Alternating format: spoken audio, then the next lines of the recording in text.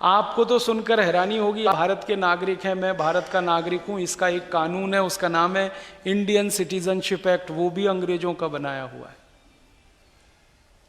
आजादी के बाद हम उसमें संशोधन नहीं कर पाए, और यही कारण है, अंग्रेजों ने वो कानून बनाया था तो इस हिसाब से कि अंग्रेज भी इस देश के नागरिक हो सकें।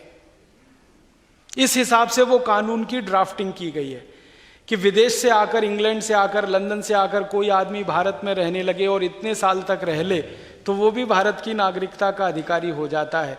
इसलिए उन्होंने ड्राफ्टिंग वैसी की थी। आज़ादी के बाद हमने उसमें थोड़ा भी संशोधन नहीं किया, तो कोई भी विदेशी भारत में आके नागरिक हो सकता है, और नागरिक हो सकता है तो चुनाव लड़ सकता है, चुनाव लड़ सकता है तो MP MLA हो सकता है, MP MLA हो सकता है तो मिनिस्टर हो सकता है, मिनिस्टर जो हो सकता है तो प्राइम मिनिस्टर हो सकता है, जो प्राइम मिनिस्टर हो सकता है वो प्रेसिडेंट भी हो सकता है। तो आज़ादी का मखौल नहीं तो क्या। दुनिया के किसी देश के संविधान में ये व्यवस्था नहीं है। आप अमेरिका में जाएं, रहना शुरू कर दें, आपको ग्रीन कार्ड मिल जाएगा, लेकिन आप अमेरिका के राष्ट्रपति नहीं हो सकते जब तक आपका जन्म अमेरिका में नहीं हुआ हो।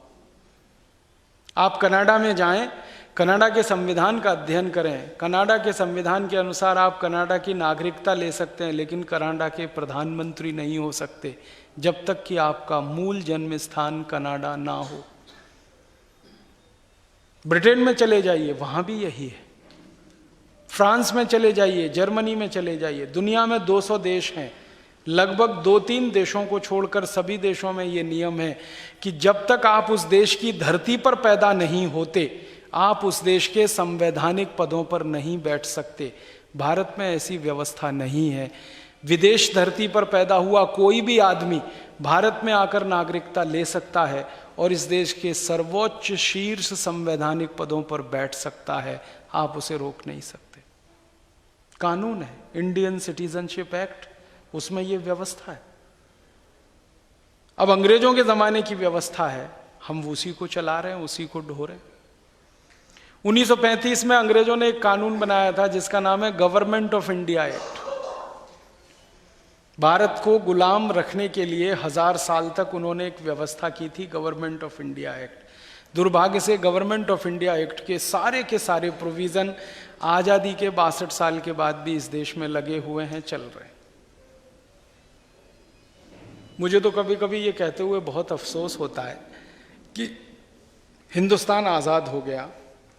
मैं आपको एक हंसी की बात कहना चाहता हूं, है वो बहुत गंभीर। आज़ाद हो गया तो 50 साल तक इस देश की संसद में बजट शाम को 5 बजे पेश होता था। आपको याद है? 1997 तक बजट शाम को 5 बजे आता था। एक बार मैंने भारत के एक पूर्व प्रधानमंत्री को यह प्रश्न किया कि बजट शाम को 5 बजे क्यों आता है? संसद तो सवेरे 10 बजे चलती है, 11 बजे चलती है, शाम को 5 बजे बजट क्यों आता है? संसद जब खत्म होने वाली होती है तो शाम को 5 बजे बजट क्यों आता है?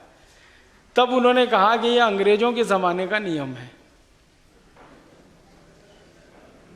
अब अंग्रेज जब इस देश की संसद में बैठते थे दिल्ली में, 1927 से अंग्रेजों ने संसद में बैठना शुरू किया, तो इस संसद में अंग्रेज बैठा करते थे।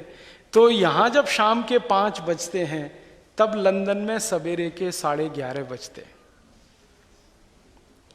अब लंदन में हाउस ऑफ कॉमन्स और हाउस ऑफ लॉर्ड्स में बैठे हुए MPs को भारत का बजट सुनना होता था, तो इसलिए यहां शाम को 5 बजे बजट पेश किया जाता था ताकि सवेरे 11:30 बजे वो लोग सुन सकें। ठीक है, 1947 के पहले ये चलता था तो हमने मान लिया। 1947 के बाद 50 साल तक ये क्यों चलता रहा इस देश में? क्यों नहीं बदला हमने इस नियम को? जब पूर्व प्रधानमंत्री चंद्रशेखर से मैंने कहा तो उन्होंने कहा वो तो अंग्रेजों के ज़माने का नियम है। तो मैंने कहा अंग्रेजों ने ये कह दिया था कि हमारे जाने के बाद भी इसे मत बदलना। हमारी अकल नहीं है, हमारी बुद्धि नहीं है, हमको समझ नहीं है। ये ब्रिटिश पार्लियामेंट को सुनाने के लिए होता था, अब हमारा उनसे क्या कनेक्शन है, क्या लेना देना है? और जब ये बहस संसद में हुई तो किस दिन हुई हिंदुस्तान की आज़ादी के 50 साल का एक उत्सव हुआ था संसद में, आप याद करिए, रात को 12 बजे 1997 में विशेष अधिवेशन हुआ। उस समय चंद्रशेखर ने ये मुद्दा उठाया और बहुत हंगामा हुआ संसद में इस पर। तब जाकर सरकार ने ये माना कि हाँ 50 साल से हम गलती कर रहे हैं, और उन्होंने कहा कि अब इसको सुधारा जाएगा। तो अगले साल 1998 से बजट सवेरे 11 बजे पेश होने लगा। माने इस छोटी सी व्यवस्था को बदलने में 50 साल लगा। 50 साल। सोचिए हमारी आजादी का क्या अर्थ है। कभी कभी मुझे बहुत अफसोस लगता है, हिंदुस्तान की न्याय व्यवस्था में काम करने वाले जो एडवोकेट्स मित्र हैं, उनसे माफी मांगते हुए ये कह रहा हूं, मैं उनसे पूछता हूं आप काला कोट पहन के अदालत में क्यों जाते हैं?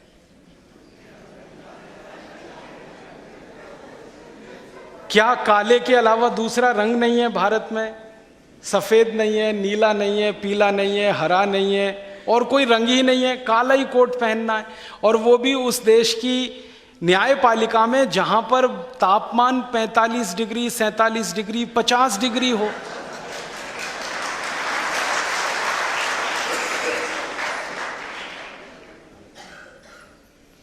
पचास डिग्री तो हो ही जाता होगा बैतूल में गर्मियों में, क्योंकि बैतूल तो विदर्भ के नजदीक है। विदर्भ तो सबसे गर्म इलाका है। नागपुर 50 डिग्री तो आराम से क्रॉस कर जाता है।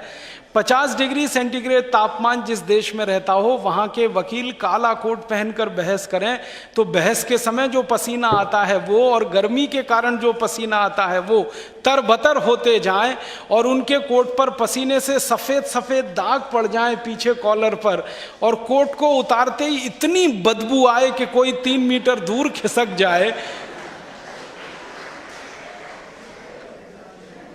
लेकिन हम हैं कि कोट का रंग नहीं बदलेंगे, क्योंकि ये अंग्रेजों का दिया हुआ है। आपको मालूम है, अंग्रेजों की अदालत में काला कपड़ा पहनकर न्यायपालिका के लोग बैठा करते हैं, और उनके यहां स्वाभाविक है, क्योंकि वहां -40 डिग्री सेंटीग्रेड तापमान होता है, 0 से नीचे। भयंकर ठंड है, तो भयंकर ठंड है, बर्फ पड़ती है, साल में 6-8 महीने बर्फ पड़ती है।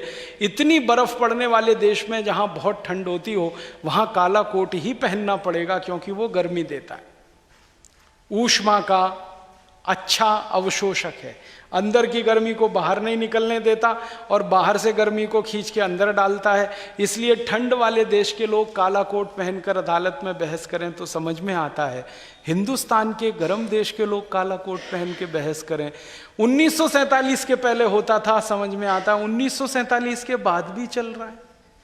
हमारी बार काउंसिल को इतनी समझ नहीं है क्या कि इस छोटी सी बात को ठीक कर लें, बदल लें? सुप्रीम कोर्ट की बार काउंसिल है, हाई कोर्ट की बार काउंसिल है, डिस्ट्रिक्ट कोर्ट की बार काउंसिल है। सभी बार काउंसिल मिलके 1 मिनट में फैसला कर सकती हैं कि कल से हम ये काला कोट नहीं पहनेंगे। वो तो भला हो हिंदुस्तान में कुछ लोगों का। हमारे देश में पहले क्या होता था ना, अंग्रेज न्यायाधीश होते थे तो सिर में टोपा पहन के बैठते थे, वो भी काला होता था, उसमें नकली बाल होते थे, पूरा टोपा लगा के अंग्रेज बैठा करते थे। आजादी के बाद 40-50 साल तक टोपा लगाकर यहां बहुत सारे जज बैठते रहे हैं इस देश की अदालत। और अभी तो यहां क्या विचित्रता है कि काला कोट पहन लिया, ऊपर से काला पैंट पहन लिया, बो लगा लिया, सब एकदम टाइट कर दिया, हवा अंदर बिल्कुल ना जाए, और फिर मांग करते हैं कि सभी कोर्ट में एयर कंडीशनर होना चाहिए। ये कोट उतार के फेंक दो ना, एयर कंडीशनर की जरूरत क्या है?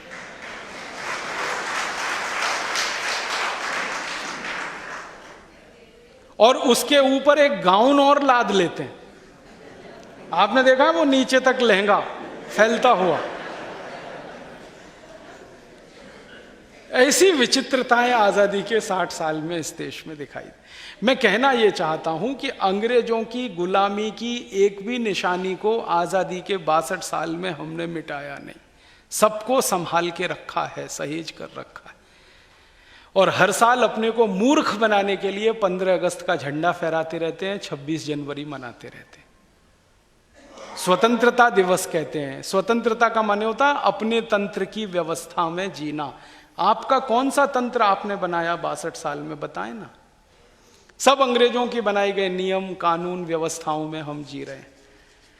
तो इसलिए हम लोगों को लगता है कि ये अंग्रेजियत की व्यवस्था जो चली आ रही है 250 साल से 300 साल से, इसको तो बदलना ही पड़ेगा, इसको तो खत्म करना ही पड़ेगा।